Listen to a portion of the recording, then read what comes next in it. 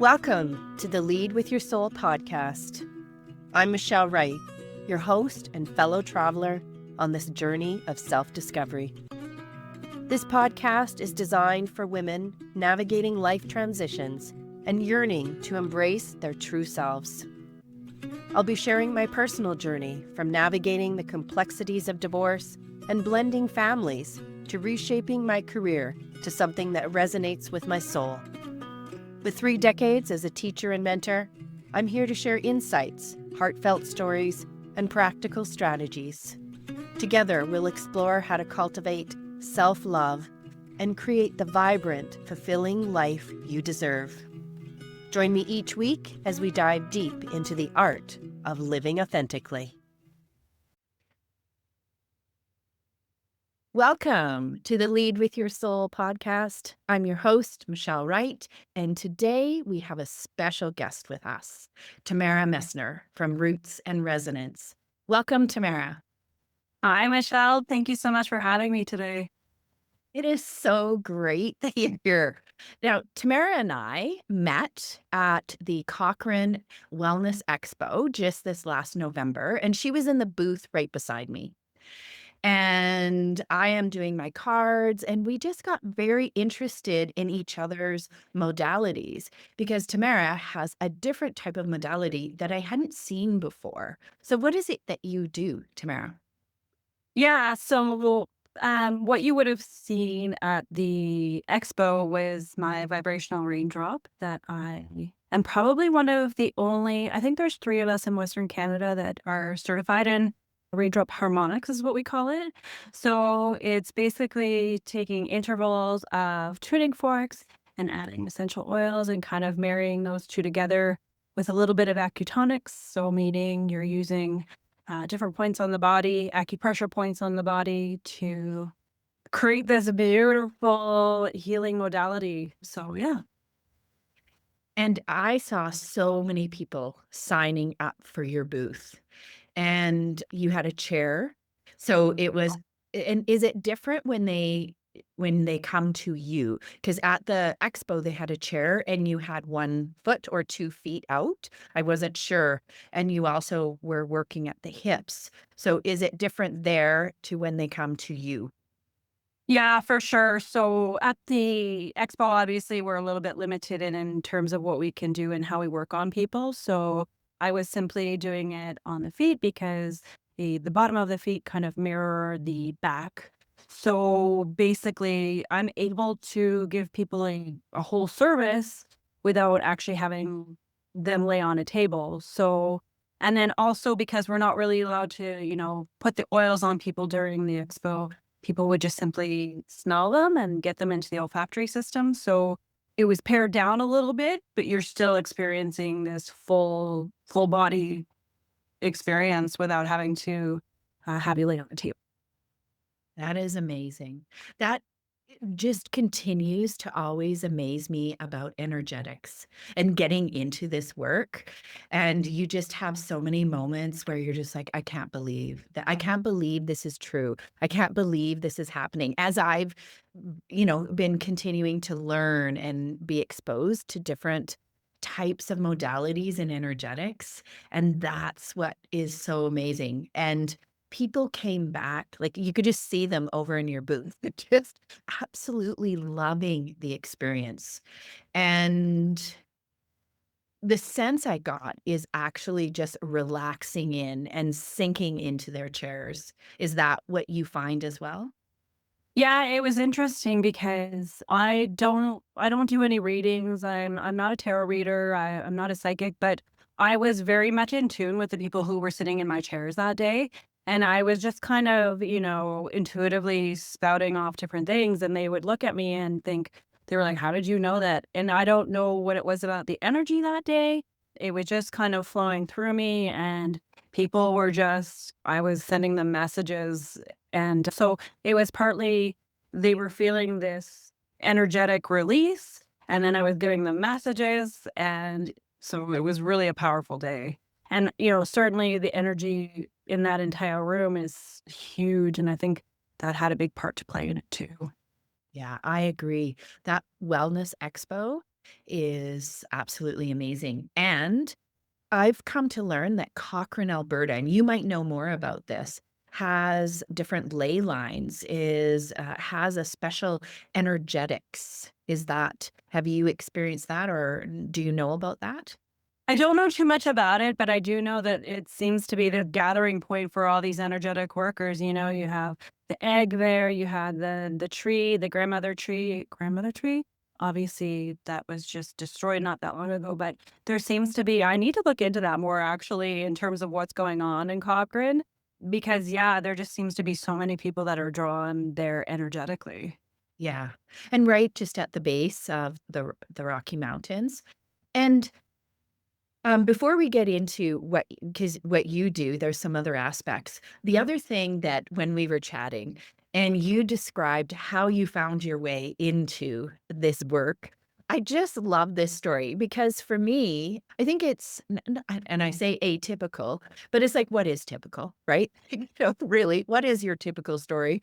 Because it might be the same said for me. But I'm just like, because you came from a science, aviation, like a very more left brain type of work. And you got called into these different modalities. And I'd just love to hear a bit more about that. Well, originally, so growing up, I actually was very psychically activated. So my dad worked in the oil field, and I would, at 3 years old, tell my mom he's not coming back, even though he was scheduled to come back. So I always had things going on like that. And my mom was a psychic. So I was exposed to it quite young. And I always had this penchant for like, I love everything that's, outer space and aliens and anything that is, I guess, like psychics and witches and stuff like that. So anything that was like that, I've always been intrigued by. But I think that I'm at a certain age where you didn't really follow that as a path in terms of you were going to make your career out of that. It was just something on the side. And although my mom kind of really pushed me as a youngster, so, I would take people's jewelry and I would, read them psychically and stuff like that. And I felt like a bit of a circus act. So I really pushed that away and pushed that down and took a very different now. My love of travel is kind of what pushed me into aviation. And I never saw myself kind of going the path that I did. But what I ended up doing was setting up all of these, charters around the world and doing, lots of paperwork and lots of making sure that these guidelines were followed. Something that's very anti-Sagittarian, like very, And so it's interesting. I've been in aviation for probably 20 years. But I always had these little nudges, always like, "This isn't where you belong," I've changed different air carriers through the years because, I would get super bored. I was a flight attendant for a while, and I was like, "Kill me now. This is the most boring job in the world." I hated it. Now, when I started setting up the charters, I worked for an Arctic airline, so it was really interesting. I learned a lot, but I kept getting these nudges. And so little things would pop up into my world. So started with just essential oils and wanting to learn about aromatherapy and things like that. So it wasn't, I'm just going to sell essential oils. I'm going to do a deep rabbit hole dive into what aromatherapy looks like, what are the chemical constituents of that. And so it kind of just ballooned from there. And then I went down all these rabbit holes and did all these different modalities. So, I've done my Karuna Holy Fire Reiki. I do breath work now. So I'm kind of getting through that. The Raindrop is a huge love of mine. I just think it's a beautiful modality. And then, of course, sound has become a huge part of my life where, I have sound bowls, I have a gong, and I'm doing sound baths and things like that. And that just brought this, like, life into me that I was just like, "Yeah, this is what I was meant to do." And then so I was very young when I learned to ride. My parents were from Ontario, and they wanted this little cowgirl living in Alberta, so I started riding at the age of 3. And then some things happened where I couldn't have horses anymore, but I brought those back into my life as an adult. And so now the horses are a huge part of my healing modalities that I'm involved with. So yeah, I've come into the things that I have been meant to do this entire life. I feel like. That is an incredible story. And I think one there that echoes true for many people, which is, I think, what has lit up our soul when we were younger, at for different reasons, might be silenced or, in your case, overused, right? So, in some ways, right? So you were moving against it, and you're right. We weren't encouraged to use these modalities, these healing modalities, as a career. Like, it really has shifted even in the last 15 years. You just see a huge shift as people are searching for something deeper.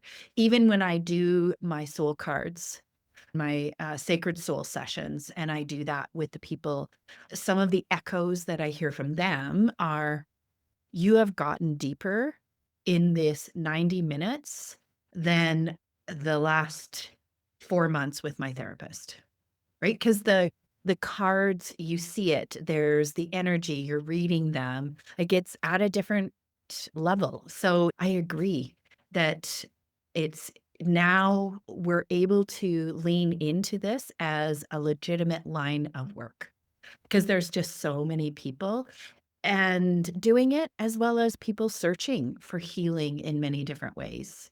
They want to experience this. They want to experience the sound bowl healing. And I'm really interested, how do you use your horses in your healing? Yeah, so I'm certified as an equine-assisted learning facilitator, and we call ourselves facilitators because the horse is the teacher. And in that capacity, we have different obstacles that we set up, and it's about communicating with the horse and team members to go through these different obstacles and figure out your way of communicating, figure out your way of, even if you've never been around a horse, you've got this huge 1,200-pound animal beside you. How do I work with this strange being for some people and get them to do what I want them to do? Or do I have to even follow what's in front of me? So that's one of my modalities. And then I'm becoming certified as a therapeutic riding instructor coming up next year through Cantra. And that is teaching people of all abilities to ride. So it's more traditional in the saddle, learning. But that again, do you have to hold your reins the same way as a neurotypical person would? Maybe not. How do we change it so that you get the most out of this? And then another way that I do it is simply sometimes I just spend time. So if I'm working one-on-one with people, sometimes our session is about just grooming the horse. And sometimes that's just where we start. We kind of build up. You spend some time with the horse. Some people come in and they're like, I don't know why I'm here. I've never been around a horse in my life, but I feel like I need to be here. And then, we work into some things where the horse is following them without a lead line. So we call that a little bit of liberty work. And they're just so overwhelmed and grateful for how they've connected with this being that's, they're like, that horse is following me. I had one young lady that I worked with this year who she was a musician, and then she went through some things and she had stopped going out completely. She kind of secluded herself. She had a partner, but she was secluding herself. And then the feedback that I got after her and I had a few sessions was, I think I'm ready to go back out in the world. So equine therapy in so many different forms is just so powerful. Yes, it is. And I've seen on your Instagram your different horses and how you use them. And there is a special connection with humans and horses. And I haven't done a historical perspective on it. But you see how there is just such a draw and such a connection. And where is your work? Because most your work is in person, correct? It's so you do in-person sessions. And where are you located roughly? So I'm actually in Springbank, but a lot of the work that I do, so this year I was using other people's horses. So I was in Banff and Canmore. So there's kind of opportunities all over the place as long as I do EAL work here in Springbank as well. And I'm hoping to expand with my horses a bit more so that I can do more one-on-one work where I am, where I know that I'm comfortable, everybody comfortable where I am, because it's my space. So yeah. And that would probably be very important with horses, right? Because you're correct. We have to have a space for them, right? And in Springbank, is there corrals? I'm not a horse person. No, that's okay. So I have my horses at home and they live on the land where I am. And then there's the horses kind of live, I mean, the ones that I work with in Banff, they have their own, property out there. And then they go somewhere else for the winter. I have other horses in Springbank. So it's a very specific horse that you use for EAL and therapeutic riding. And it's usually an older horse and they are vetted for those things. So, it's a horse they don't spook. They're very used to little kids just dragging them around sometimes. So it's a very specific horse that can do this kind of work. And so my own horses, my one is quite young. The older one, I'm working with her right now so that we can do more stuff on my property and instead of using other people's horses. No, that makes sense. And because you would want a horse that feels very comfortable, as we just saw. I don't know about horses, so my anxiety would be really high. I have gone on those trail rides, and when my boys were younger, we went on like Outback. And I did go to horse camp when I was younger, but then I got kicked by a horse. And so I have anxiety around it. So I can see how you would need to have a horse that is so centered and grounded themselves that, let's say I come up, my anxiety as I'm working with them would not transfer to them. They would actually transfer to me. Their old souls would help me calm down. Well, and it's interesting that you say that there's anxiety around that. People are still going to come in with their preconceived notions of what a horse can do. And even an older horse they can still kick you. I mean, that's not outside the realm. So we do go over, safety things and stuff like that. Here are your zones that you have to watch. There's still protocol built into those kind of things. But for the most part, these horses they're not interested in kicking anybody. So No. Yeah, and that situation was we were on horses, so riding, and we were in a field of loose horses. And so I don't know, but there was something going on, and the horse got out of the way. I, as the rider, was not out of the way. So it kicked my leg, and it's that. And I, on my social media feeds, do get these beautiful pictures. Like there's young kids, like you said, you were 3 working with horses, that there already is just such a connection and they're so respectful and kind. Like they're huge, but this little person is saying, no, come this way or do this with me. And there's the right connection, the right horse just goes with them. yeah, and I find it interesting, you'll see a horse behaving one way in an arena, and then as soon as that kiddo that really needs that extra love and attention gets on their back, they're like, okay, I've got a job to do. And they know it. They've got a job to do, and they're ready to work when it's time to work. So it's it's so good to watch. Yeah, that gives me shivers when there's just this connection and this deeper connection to land, to animals. And it's inviting that, and it's inviting that going through. And I think we talked about it. There is a lady in South Africa that does Reiki with horses, and she does it in the paddock. And, mind you, it is also very warm down there. Can't do that in -30. Alberta, Canada, but she has horses as part of their Reiki sessions. Have you ever thought of like with your sound bowl healing, and how do they respond with that?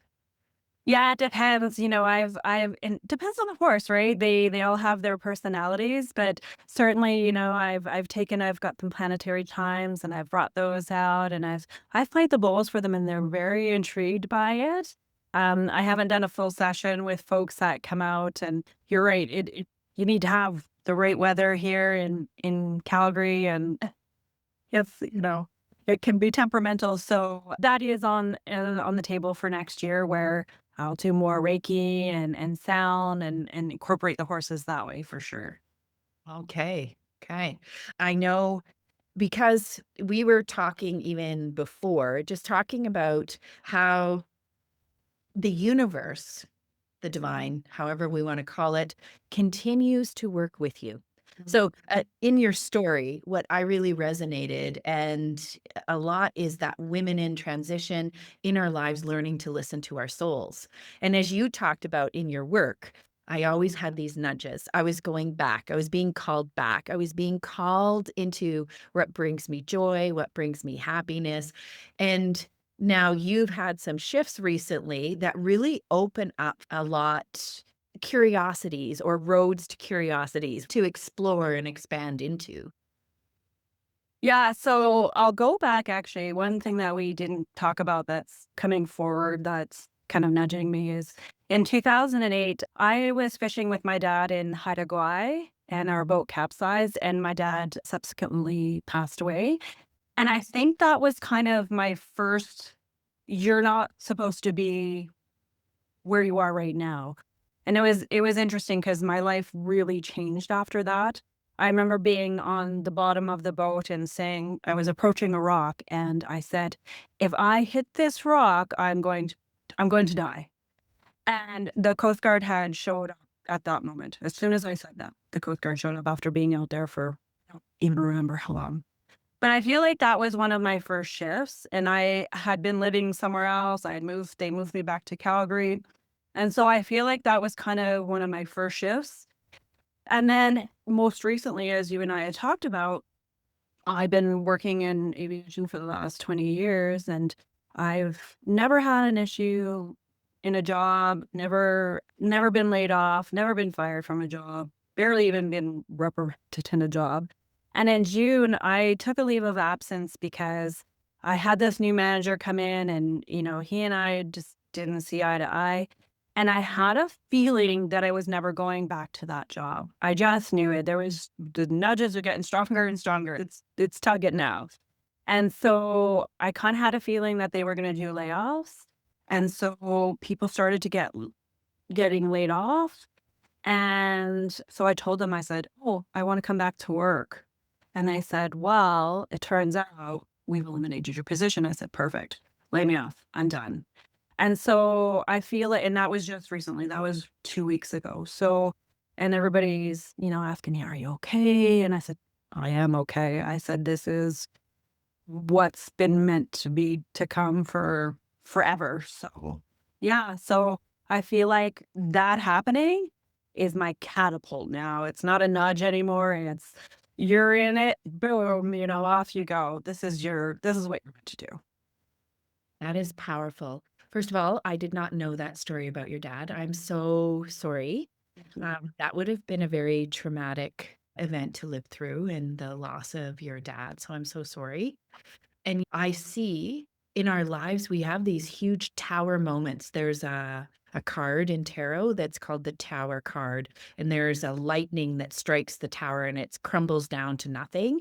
And the whole card is about how do we shift when everything's just tumbled to the ground? We're invited, what do we release and what do we move forward with? And that in 2008 and now, these tower moments in some ways where you're really being invited to shift to, it's like these portals. What's for me? What's no longer for me? And it's hard. Like I think and I feel into your 2008 because that would have been deep grief. That would have been, oh. and survivor guilt, right? And is Yeah. that how you started exploring modalities a little bit at that time, or? I just knew something shifted out there even when so it was, as you can imagine, the swells out in the water were really and it was stormy. And I knew the moment that my dad passed away, and also the sun had come out. So as you can imagine, being wet in the Pacific, not great. Hypothermia can set in pretty quick. But the sun had come out as soon as my dad passed away. And it was just, yeah. So I don't know that I started looking immediately, but I know something shifted in me that was like, you need to go back to what was nudging you all these years. And so it was kind of a slow build after that. So, certainly I had made some changes in my life and it wasn't this dramatic change like you'd think it would be, but I think it's all kind of just built up until now. I mean, it's 20 something years, not even, you know. So I just think it was all meant to happen now, but that piece of it is really important to it. Very powerful. And I think you're right. I think the tower moments happen, and it's the shifts from that tower moment. And if I were to act, and it's always hindsight, right? When you look back, you can see the moments, the shifts. When you're in it, it's not always as clear. And you're right. And moving in at the right time, where you're at in the space that you're at. And yes, very powerful, and a way to recognize and tie in with the people you work with as well. Do you find that there's a way that these experiences help you work with the people you're working with? Yeah, you know what? Like, maybe I think it brings out this side of me that's a lot softer than what I used to be. And I'm able to kind of step back and just really take in the whole person. I've always been really careful about comparison in terms of what I've lived, in terms of what other people have lived. I volunteered for victim services for a while and saw some really terrible things there, and that taught me to just, step back. So, in terms of helping me work with people, maybe is my answer to you. Yeah. It's not a strong answer. I think more so the things that I've gone through have brought me to doing the modalities that I'm doing, if that makes sense. It does make sense. It does. It brings you to very specific types of modalities. Yeah. Yeah. Yeah, and I think the timing of those modalities too, it's quite interesting and the people. I've done a lot of different modalities now. Very recently, I've done my meditation teacher training. I've done, a sound modality, and it's always been about the people that I've met in those modalities that have shifted also the way that I'm doing things. So it's all encompassing. It is. I would agree. It's not just one moment. And yet we look back and you see the tower moments that bring us then perhaps more to awareness of, and to think and to say, is this what it just makes you more aware? Like when I look at mine, a lot of the work, I work with women going through divorce, and that can be a big tower moment in their lives. And how can you use that to get to know yourself a little bit better? And that's a lot of what it is as you work through the grief, is getting to know who you are. And I find, especially as women, we tend to look at how we can serve others. And then we don't know for ourselves as women, what is it we love to do? What is it? We can name what everyone in our life, their favorite thing to eat, right, the gifts they love. And then you ask, and it's like, well, what do you love? And often women in those situations, not all the time, I think we're getting better at it, but connected to our own souls, our own our own energetic rhythms. And that's so it is interesting. You're right. As we go through, I know even at the expo, you could see you have a strong community that you work within. There's many people that in the area around Cochrane and where you're at in Springbank that you're taking the different courses with. Yeah, it's interesting because I always thought that I had to do things on my own. I'm like fiercely independent. My parents weren't really, latchkey kid. You know, I didn't have a ton of support when I was very young. And so I've always been super independent. I thought, I have to build these things on my own. I have to build these things on my own. I don't need anybody. And then through taking these different courses, I've learned that collaboration is what has actually really built me. And it doesn't have to be, it's kind of this weird, I don't really want the spotlight on me, but I feel like I have to do everything on my own. But then I learned like this collaboration thing is so beautiful. And then this garden of community kind of grows through that. And you're like, oh, well, that person's there to help me. And I'm here to help that person. And it's been incredible. And I think it's been in the last 2 years that that community has really, really grown. And how did you find it? Just by taking courses? Just I'm thinking for other women, like what is a way if you have this nudge, if you have this passion? And I have to agree with you. For me, I have found community by, oh, I'm curious. And then I take this course and I take this course. And it's through there that I have met some really close friends, or even they come to be soul sisters. That's where a couple of us have said that, right? You realize you just resonate so well with each other. And it is courses. That's what you're saying in the 2 years? Yeah, I think so. And it's that like-minded community, If you go into these courses, you're like, where are these people hiding? Like, I can't be the only one who thinks like this. And then you go into a course and somebody's there and you're like, yeah, there's 10 other people who, kind of think how I do. And then you resonate with a couple more so than others. And yeah, through my meditation teacher training, I've built so many beautiful friendships out of that and collaborators, and it's been amazing. So, and then my sound school as well, I have one particular person that I've been able to collaborate with quite often. And again, she's become, a soul sister, like you said, and it's just been wonderful. And we can bounce ideas off of each other and then that, expands from there. And it's been beautiful. Yeah. And I think that's the important thing is if you're curious. And as I've worked with different people, some have said, "Oh, I'm just curious. Like, how did you get into cards? What did you do?" And every modality, I like also in the beginning you talked about it, rabbit holes. Like I have enjoyed exploring different modalities. I may not use them in my practice, but I have enjoyed learning them. I have enjoyed the experience of doing them and that process of learning and being in that community. And that's what just trying with people to say, you will find the like-minded people. And it's so cute that you said that, like going, where are these people? Am I the only one? Because as you kind of awaken to it, it's not part of your conversation.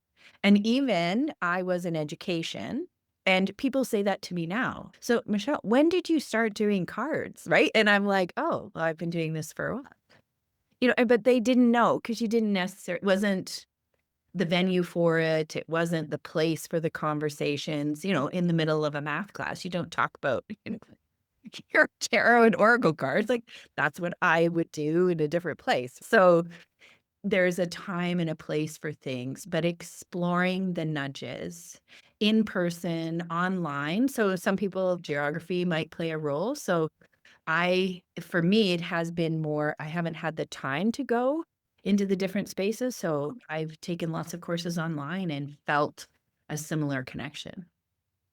Yeah, I agree. I feel like there's just always those courses too that again with the nudges. Like the meditation teacher training, it kept coming up, kept popping up, and I was like, oh, I gotta give in to this. Well, you shouldn't be spending this much money on this. The money shows up. It finds a way to allow you to take these courses and you're meant to be there. So I love it. I love that I've listened to the universe. I love that I've listened to these nudges, and yeah, and this year is going to be incredible. It is. I recently had a conversation with someone and they said, "Oh, well, you have this." And I'm like, this gift of listening to your nudges and listening to the messages. And I'm like, so do you. We all have it. And it's how are we training ourselves to listen to it, right? How are we giving space for it? Because that's a huge piece. I know for myself, if you're never leaving space to listen to the universe, then how do you follow the nudges? How do you learn to listen to how your body speaks to you or I say my spirit team sends me nudges. How do they do it? And everybody is so uniquely different. Like if I talk about how I hear it or how it comes to me and it would be different from you. And it's not one is right, one is wrong. And that's another interesting thing in this work because there's no one right way. I agree. I think that it's been kind of this like, it's not been cerebral. It's been like this body experience where things just show up, and it's like something on your peripheral, and it just gets closer and closer. And then it's in front of you and you're like, okay, well, I think I've been pretty good my whole life about listening to the universe. I've never been upset that an opportunity hasn't come to fruition because I understand that everything has its time and place. And so I feel like from a very young age, I've been good at that. So I'm grateful for that. And I know that there's a team out there who works overtime. They're running on treadmills. They're out there for me. So I'm grateful for that. Yes, I love that. There's so many good memes about your spirit team, right? They talk about like your spirit team. They're telling you, and it's like, what, right? They're just going crazy. It's like, don't go through that door. Don't go through that door. The person's opening the door. Oh, there's so many good memes about that, which is true. And as you say that, I'm reflecting for myself. Have I always listened? And do you know what? I think I've learned to listen as a recovering I say control individual that like to control everything. And I think it's that idea of moving from what truly brings me joy and passion to the shoulds. Like, and we talked about that. Well, I wouldn't have been here. I was doing other things because this wasn't an opportunity. And there's also something that happens, and I can only experience from women because I'm a woman, is you get to a certain point in your life and you're just like, why not? Like, and I think men probably do the same, but it's like, why not follow these nudges, the breadcrumbs of joy? What's starting to light me up? And so I've listened, but sometimes I had a very specific like I should be doing this. And I was listening to that over some other things. But to be truthful, I loved teaching. So like, it's not that I ever didn't love teaching. So I did those things. It was more for me in my personal life. I made lots of shoulds that I shouldn't have. I think we've all been through the shoulds, and it's funny as you're talking about the shoulds, and even working in aviation. I mean that helps me with my travel bug. I traveled to so many different places because I worked in that industry, and I've learned so much about our own country from working in this industry, and I think it was a time and a place, and it served its purpose, and I'm grateful for it. And that's all I can do is go ahead with gratitude and know that, because I do the same thing. I'm like, oh, I should have started this spiritual journey earlier, but it did start for me. It just needed to do a little winding and come up at a different times. Yeah. Yes. And I love that. And leaning in to the different timings when they are. And a big part has been reframing tower moments in my life and recognizing it's for me, not happening to me. So being curious at what is the for me and the nudge and where is it bringing me to, and trusting, building a trust. There's a trust that starts to happen, whether you call it universe. I'm not sure how you phrase it, but there's a trust that starts to happen with the messages. And you just, like you say, trust the money's going to come up. Trust that if it's coming into, like you say, right in front of you, you're teaching meditation, that you know it's going to happen. And it's, it seems like miracles, right? That it just falls into place. And when you start to live in this world, that is really cool. Now, for me, I've also started to realize the duality of it is that that's the cool in the positive sense, and recognizing that when negative things are happening to me, it continues to be an opportunity for me to recognize where I can grow, recognize maybe where I need to stop, release, take time. Do you find that as well? Yeah, I agree with you because I've seen different stalls, with like, this was supposed to happen here, and why isn't this happening? And I've had to take a step back and not be impatient as my Sagittarian and go, that's built in there on purpose. That's your guides telling you this doesn't need to happen at this moment. But being an impetuous person and being impatient, sometimes that's been hard to overcome. And I think it's just been in the last couple of years also that it's like, okay, just take a breath, and this is how it's supposed to work. Yeah. No, it is. Now, for your year coming up, you've already kind of talked about some different things. And what are you hoping happens in this year? So first, I know from an astrological perspective, it's going to be a big year. We have some of our outer planets coming in into different areas in our life, continuing to be big shifts into 2026 and 2027. And what does that mean for you in your 3D life? My 3D life. That's interesting. I have, so I'm not a manifester. I'm a dreamer. I'm not sure what the proper term is for it, but I can plan a lot of things, and it's making it manifest. I think this year I move into more manifestation of the things that I've been planning all these years. So I find that like I get, goosebumps, and I get that little tummy rumble, that says I'm excited about it. So I have lots of plans for, sound and horses and incorporating those things and just making that my focus instead of having a job. Yeah. I don't, because you have to satisfy some people, I've applied for a few jobs, and normally I would get an interview right away and things like that. And those things are coming through, and I'm like, guess what? Not supposed to go back to a job. So yeah, I'm hoping that my sound is more prevalent. I've got some collaborations coming up for the summer with sound and being on the water more. So yeah, lots of things happening. That is very exciting. It's very exciting as we allow, like, I love what you're saying, the manifestation of what you've been planning and dreaming.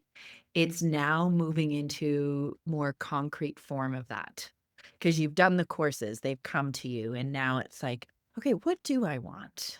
What do I want for myself and for all your modalities? And I think too, you and I spoke a little bit about this earlier. I think speaking more my story, I've got a lot to tell, like, even, childhood stuff and, family issues and things like that. I want to make that come to a bit to the more to the forefront as well. Not as a, "Oh, look what I've come through, really gone through, but more so as in more inspirational. So because I've kept a lot of my life hidden because it's like I'm strong, I'm not who I was. But now I feel it's the time to tell those stories and bring things to the forefront that can help other people and other women specifically.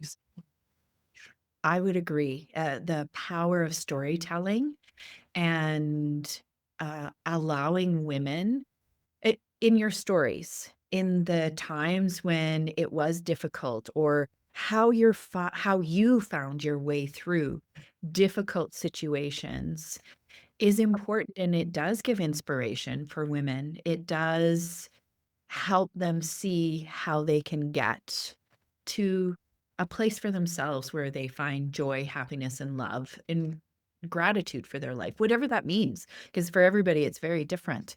And I know I have found in my work, I have moved, and I didn't realize that my divorces are not the highlights of my life. But when you look at working with women going through big life transitions, I have done divorce, career shifts, retirement, different things like that. So those come in. I have those in a lot of different ways. But I do recognize the power of telling my story, how in my first divorce, I didn't do the work. I didn't ask any questions. I didn't go and figure out what was going on. And within my family, we needed to be married if you were going to be with someone. So living with someone wasn't an option. That's in my family at that time. And so got into my second marriage, not having done the work, made the exact same mistakes in the person I chose, in all of these things. And now I have 2 little babies. So, right? Which beautiful. Then I took the time.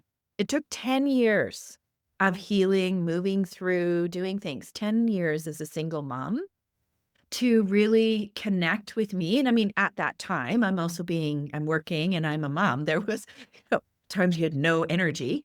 And then through that had done the deep work to move towards meeting now my husband, that we've been married successfully for 12 years, moving on to 13 this year, and blended 4 teenagers at that time.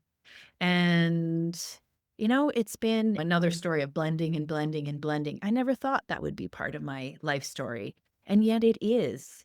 And so it's interesting how the stories that we can tell can give inspiration to other women. And I agree, like right now, I'm working with women. And if men find my story, it's not that I won't work with them, of course, right? They can come in, but they've seen themselves. And it's important to hear, oh, there is hope. I can work through this. You found a way through it. Just tell me your story so I can start making choices for myself. And that's the power. I think that's amazing. It's like you say, like, I've gone through these different steps. I've taken the time to do the work. And even though our stories aren't the same from woman to woman to woman, there's some overlaps where it's like not all is lost. And, you can be in this situation. There's ways out of it. And it doesn't have to be the way that you've come out of it, but there's always a way out. And I think the more that you can let people know that there's another side to this, there's a way out, there's that rainbow after that storm, I think it's inspirational. It is. I work with a business mentor just to help me, because that's one thing I don't know anything about. And she talks about just saying our stories, because we don't have to work with a million people. And that's not necessarily what I'm trying to create. I'm not calling in a million. She's saying your stories, though, are going to resonate with the clients that are going to come to you, and they're meant for you. There is a synergy that happens from an energetic perspective, from you can look at it from many different ways. They are meant to come to you in how you connect. And I just even look at ourselves. I sat beside you, and there was just a natural connection between you and I. Oh, this is so interesting. Because I am hoping this year I'm going to start before it gets really busy. I'm coming for my treatment. It just got too busy, right? And all of a sudden, when I was free, you weren't free, or right?